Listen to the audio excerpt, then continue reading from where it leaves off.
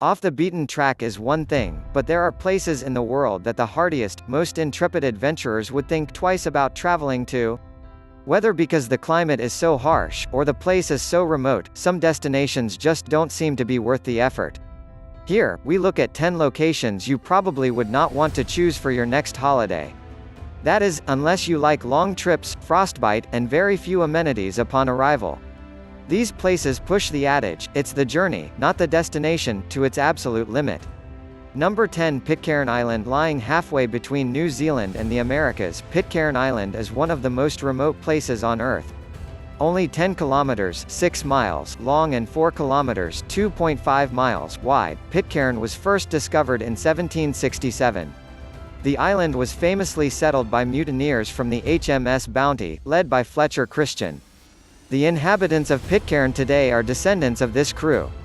Today, there are only a few islanders left, despite efforts to recruit incomers. It appears that no one wants to move to an island with one shop, where orders need to be placed 3 months in advance. Though the island now has electricity and even the internet, it is so isolated and barren that its major export used to be stamps. But who uses stamps anymore? If you fancy a visit, you can either try to hitch a ride with a passing container ship or fly to French Polynesia and then take a 30-hour boat ride. However, even if you do want to visit, you need to fill out an application, which will probably be refused. It seems that the Pitcairn residents are determined to remain cut off from the rest of the world and have adopted their own, sometimes peculiar, way of life. Number 9. Itokorormeet. Itokorormeet is the most isolated town in Greenland, a country not known for its accessibility. The area's inhabitants are mainly reindeer, musk oxen, and walruses, with only the occasional human. It is hard to reach, being cut off from shipping by ice for 9 months of the year, and the land is crisscrossed by fjords. The 450 locals survive mainly by ice fishing and hunting, as well as some tourism during the 3 months that ships are able to dock. They also seem to spend a lot of time painting their homes in bright colors. Those visitors who do make it in come for the wildlife and the scenery. Itokorormeet is surrounded by national parks and magnificent fjords. Itokorormeet is completely dark for 2 months from mid-November to mid-January. The sun does not rise at all. During this time, locals mostly sit in their homes and look through color catalogs to decide what color to paint their house next year. Number 8. Edinburgh of the Seven Seas. In the middle of the South Atlantic Ocean, on the volcanic island of Tristan da Cunha, you will find a settlement named Edinburgh of the Seven Seas. Its nearest neighbor, St. Helena, the island where Napoleon was imprisoned, is 2,173 kilometers (1,350 miles) away. Getting to the island is difficult. Few ships pass that way. Visitors usually catch a lift with Polar Explorer vessels from Cape Town, which pass around 9 or 10 times a year. There are around 250 inhabitants on the island, along with a load of penguins, its very own albatross, and a 9-hole golf course that was built by a homesick British official once stationed there.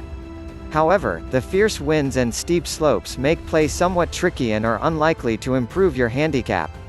The inhabitants of Edinburgh of the Seven Seas are all descendants of the original garrison, stationed on the island to prevent it from being used as a staging post in a rescue mission for Napoleon. After the garrison withdrew, a few men chose to stay behind and started a community founded on cooperation and equality. However, the community is shrinking, and the islanders have begun to try to recruit newcomers to boost their numbers. They have recently advertised for farmers to join the community and help grow its staple crop of potatoes. Applicants must enjoy their own company and be prepared to give it a good try. Number 7. Changtang. Changtang is situated on the roof of the world. With an elevation of over 4,000 meters (13,000 feet), it covers a large area of Tibet, on the border with India. The area is vast but mostly uninhabited except for the snow leopards, brown bears, blue sheep, and wild yak. Changtang is home to a few nomadic people who make a living from herding animals through the land. At one point, there were up to 500,000 people eking a living on land too barren for crops. The weather in Changtang is unpredictable at best, with short summers, bitter winters, and frequent storms, but those who brave it are rewarded with spectacular views and amazing wildlife. Those inhabitants that there are have managed until recent times without the need for money, having established a sophisticated barter system. However, this is changing due to government regulation and taxation. Progress. Number 6. Ujagvik. Formerly known as Barrow, Ujagvik, Alaska, is the northernmost town in the United States. It occupies 55 square kilometers, 21 square miles, and is 515 kilometers, 320 miles north of the Arctic Circle. Its population totals roughly 4,000 people, mostly Inupiat Eskimos. There are few attractions for visitors who do make the trip, unless they are particularly fond of ice and snow, although there is always the possibility of catching sight of a polar bear scavenging for food around the municipal dump. However, changes in global temperatures are affecting the region, and sightings of animals previously unknown in these areas are being reported. There are even reports of polar bears and grizzly bears mating, producing hybrid growler bears. It is believed that this is not the first time that these species have interbred. Scientists have noticed similarities in the bear's DNA structure, which leads them to believe that the two species have crossbred in the past when the destruction of their habitats has threatened their continued existence. Though the wildlife may have adapted to the changes in habitat, the Inupiat Eskimos have sometimes struggled to adjust to the growing economic development of the area, and rates of depression and suicide have increased as a result.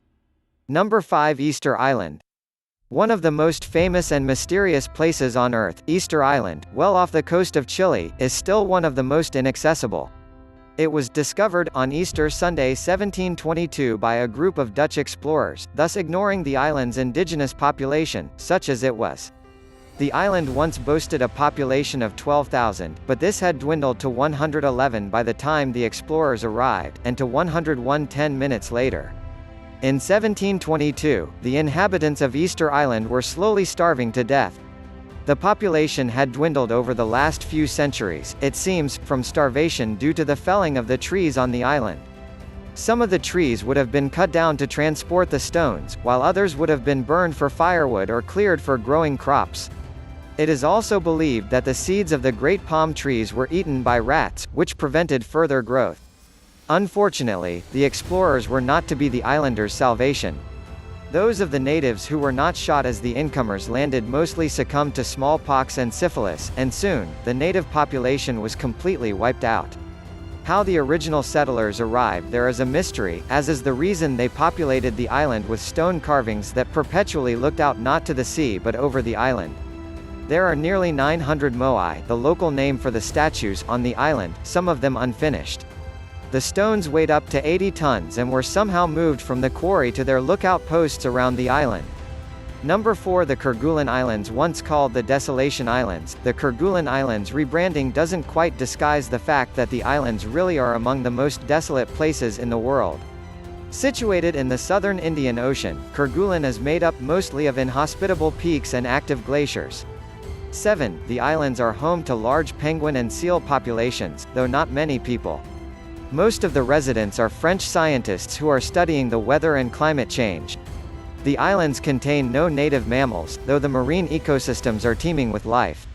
The whaling ships that were once a common sight in the area have now been banned, and the numbers of whales and seals